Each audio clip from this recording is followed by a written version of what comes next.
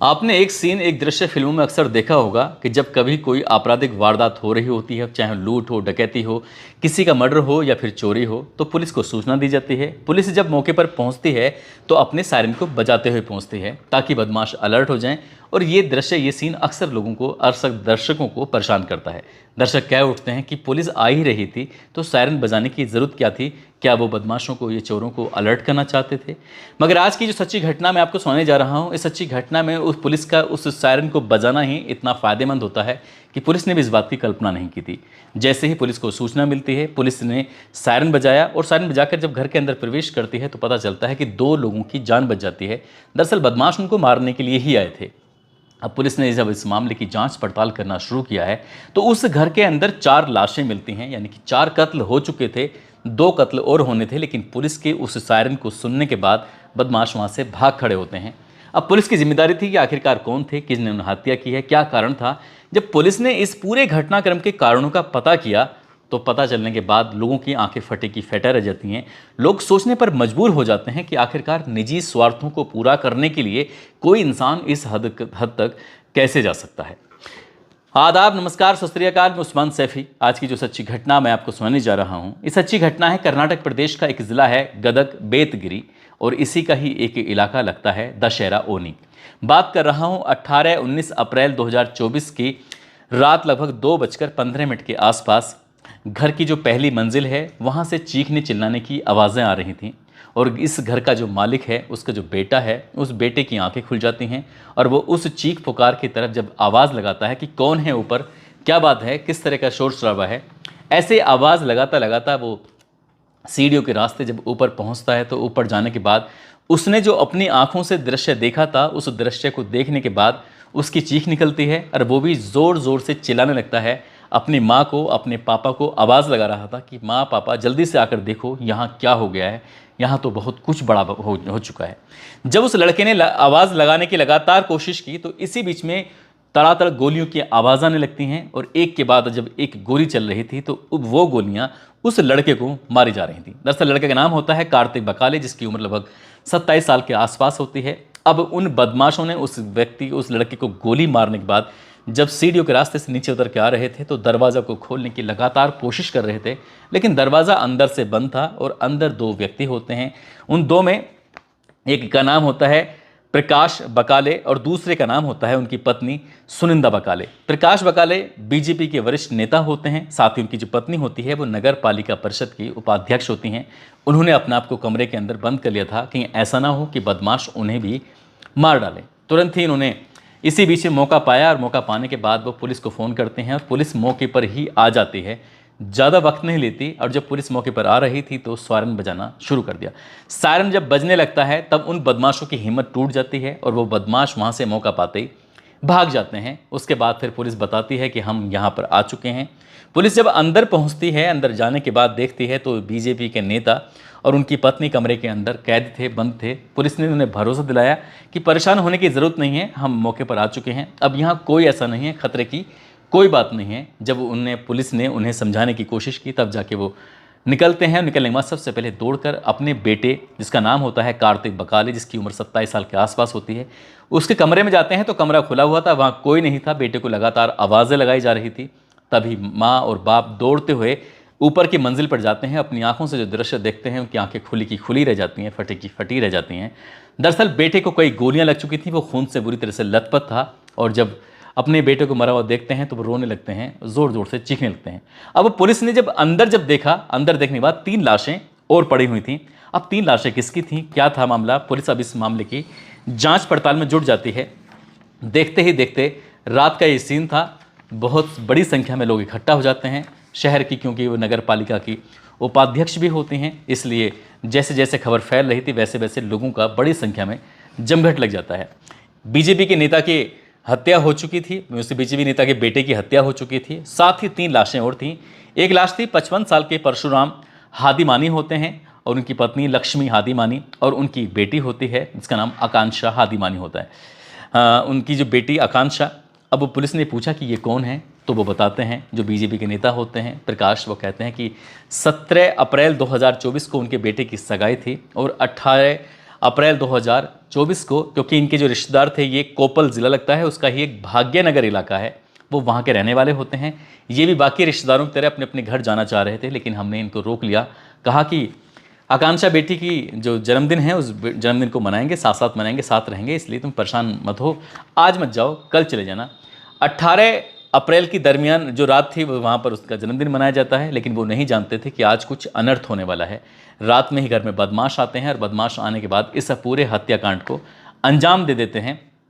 Police ने जब इस मामले की जांच पड़ताल करना शुरू किया है, तो पहला एंगल जो पुलिस की नज़र में आता है वो आता है लूटपाट का। लेकिन पुलिस को जो पूरे घर के अंदर एक एक सामान था, वो बिल्कुल तरीके से रखा हुआ था, कोई सामान को कहीं लूटपाट करने की कोशिश नहीं की। नकदी हो, जेवर हो, जो भी कीमती सामान था वो जैसे के तैसे रखा हुआ था, उसे किसी ने छेड़छाड़ नहीं की। तभी पुलिस ने अब CCTV कैमरे की मदद से साथ ही इनसे ये पता करने की कोशिश की कि भाई तुम्हारी किसी से कोई दुश्मनी तो नहीं है, किसी ने तुम्हें धमकी तो नहीं दी थी, या किसी से तुम्हारा कोई पुराना वैर तो नहीं है, यानी कि रंजिश तो नहीं है। पुलिस अपने मामले की जांच पड़ताल कर रही थी। जांच पड़ताल करते करते जो इस घर के मालिक होते हैं, BJP के नेता प्रकाश बगाले जो होते हैं, उनसे पूछा जाता है, तो जब एक बात बताते हैं, उसे सुनने के बाद पुलिस को लगता है कि शायद यहाँ से कुछ रास्ता मिल सके। दरअसल बताते हैं कि उन्होंने जो पहली शादी की थी, उससे एक बेटा पैदा होता है जिसका नाम विनायक बकाले होता है। फिर उन्होंने दूसरी शादी की थी सुनंदा बकाले से, और उससे एक बेटा पैदा होता है कार्तिक बकाले। सब कुछ ठीक ठाक चल रहा था, लेकिन पिछले दिनों जो उनका बेटा है, उनके बेटे विनायक बकाले ने एक ज़मीन को मुझसे पूछे बिना ही बेच दिया, और इस बात पर हम दोनों बाप बेटों में विवाद हो गया था। कहीं ऐसा तो नहीं है कि बेटा ही दुश्मन बन गया हो। पुलिस ने जब ये बात सुनी, पुलिस ने हालांकि हर एक एंगल पर जांच पड़ताल की थी, और पुलिस को CCTV कैमरे के माध्यम से पता चलता है कि 7 बदमाश घर के अंदर घुसे थे, लेकिन फ्रंट से नहीं बल्कि पाइपों के सहारे वो ऊपर चढ़ते हैं, खिड़की तोड़कर वो घर के अंदर प्रवेश कर जाते हैं। कौन थे बदमाश, क्या था, पुलिस अब इस मामले की जांच पड़ताल करना शुरू कर देती है। कई टीमें बनाई जाती हैं और बड़े बड़े अधिकारी इसमें इन्वॉल्व हो जाते हैं। पुलिस की कोशिश थी कि कम से कम समय में इस पूरे घटनाक्रम का खुलासा होना चाहिए। पुलिस को आखिरकार जो विनायक बकाले था वो पुलिस के हाथ लग जाता है, और पुलिस उससे जब पूछताछ करती है तो वो चौंकाने वाली बात बताता है। दरअसल वो बताता है कि पिछले दिनों ने उसने एक ज़मीन बेच दी थी। इस बात को लेकर उसके पिता बहुत ज़्यादा नाराज़ थे, और साथ ही जब उसने पता करने की कोशिश की तो उसके पिता जो भी ज़मीन थी, संपत्ति थी, वो सब कुछ उसके सौतेले भाई के नाम करना चाहते थे। इसलिए वो गुस्से में था, और गुस्से में था इसलिए वो अपने पिता, अपनी माँ और अपने सौतेले भाई को मरवाना चाहता था। इसके लिए उसने एक राजीव गांधी नगर लगता है इलाका, वहाँ का रहने वाला फिरोज़ काजी होता है, उसे संपर्क करता है। फिरोज़ काजी कहता है कि ठीक है, तुम्हारा काम तो हो जाएगा, लेकिन उसके लिए पैसे लगेंगे। अब जब पैसे की बातचीत आती है तो 65 लाख रुपए की रकम तय की जाती है, और उसे बकाया बताया जाता है कि घर के अंदर महज 3 सदस्य रहते हैं। उसकी माँ, सौतेली माँ यानी कि उसके पिता और उसका सौतेला भाई, 3 ही सदस्य रहते हैं। इसके अलावा घर में कोई और रहता नहीं है। अब फिरोज़ काजी ने 6 और लोगों को हायर करता है, जिसमें जिशान, साहिल, सोहेल, सुल्तान शेख, महेश, वाहिद, इन 6 और लोगों को तैयार करता है, और कहता है कि ठीक है, तुम्हारा काम हो जाएगा। ये दिन तारीख बिल्कुल तय नहीं किए गए थे कि आखिरकार इस काम को किस दिन अंजाम देना है। बदमाश भी नहीं जानते थे कि आखिरकार घर में कोई मेहमान तो नहीं है या कोई फंक्शन तो नहीं हुआ है। 17 तारीख को कार्तिक बकाले की सगाई थी, और 18 तारीख को उनके यहाँ पर एक मेहमान थे जो पड़ोसी ज़िले के लगते हैं, जिसमें बाप बेटी और पत्नी 3 वो होते हैं।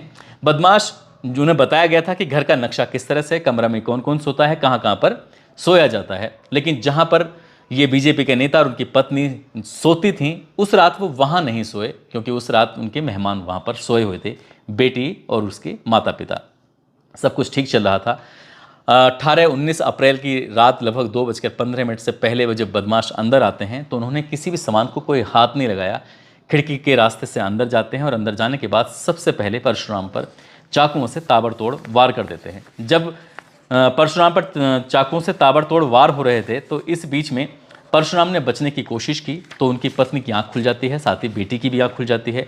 पत्नी यानी कि लक्ष्मी, उसने भी अपने आप को बचाने की और अपने पति को बचाने की कोशिश की, क्योंकि बदमाश घर के अंदर 7-8 की तादाद में थे, 7 थे। तो उन बदमाशों ने उन्हें पकड़ लिया, जकड़ लिया और चाकुओं से वार कर दिए, और उन्हें हल्के चीखने चिल्लाने की कोशिश की थी, लेकिन वो उतनी मात्रा में चीख नहीं रहे थे कि इस घर से दूर आवाज़ जा सकें।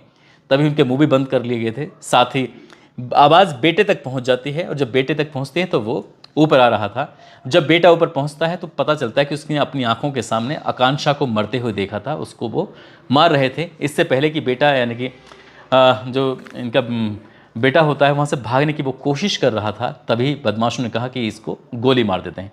बाकी को चाकुओं के वार से मारे गए थे और जो इस बीजेपी का नेता होता है उसके बेटे को गोली से मार दिया जाता है। और बाद में वो बीजेपी के नेता को और उसकी पत्नी को भी मारना चाहते थे जब दरवाज़ा खोलने की कोशिश कर रहे थे, लेकिन सायरन की आवाज़ सुनने के बाद बदमाश वहाँ से भाग खड़े होते हैं। बदमाशों को नहीं पता था कि उन्होंने जिसका कत्ल करने के लिए आए हैं उसका कत्ल ना होकर रिश्तेदारों का कत्ल हो जाता है।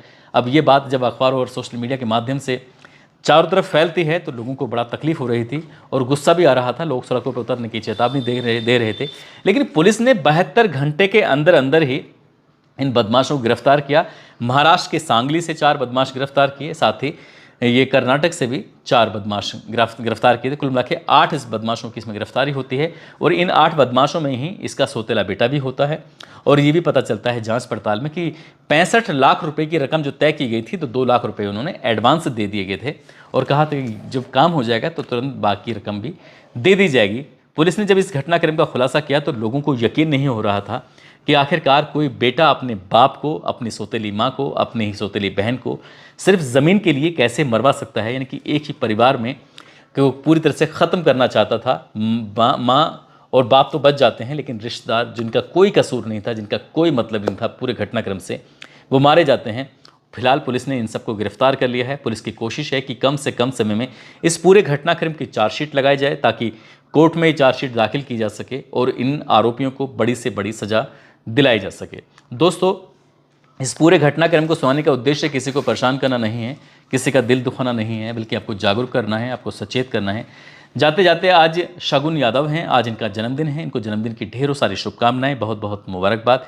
साथ ही कुछ लोगों ने नाम लेने की अपील की है, जिसमें केरल के रहने वाले रचित शर्मा हैं, मंटू यादव, दीपा देवी बक्सर से हैं, विनय कुमार बलरामपुर से, अरुण यादव बिहार से हैं, कमालुद्दीन सीतापुर से, अर्पित पटेल रांची से, सरोज कुमार साहू, अकबर आजमी, शैलेश चौहान छपरा से हैं, जाहिद अंसारी, सुनील कुमार गोहाना से, अनस सैफ़ी, प्रिंस राजपूत अलीगढ़ से, रिजवान सैफ़ी, उमेश कुमार मुजफ्फरनगर से, विकास कुमार। आप सब लोग अपना ख्याल रखें, सुरक्षित रहें। जय हिंद, जय भारत।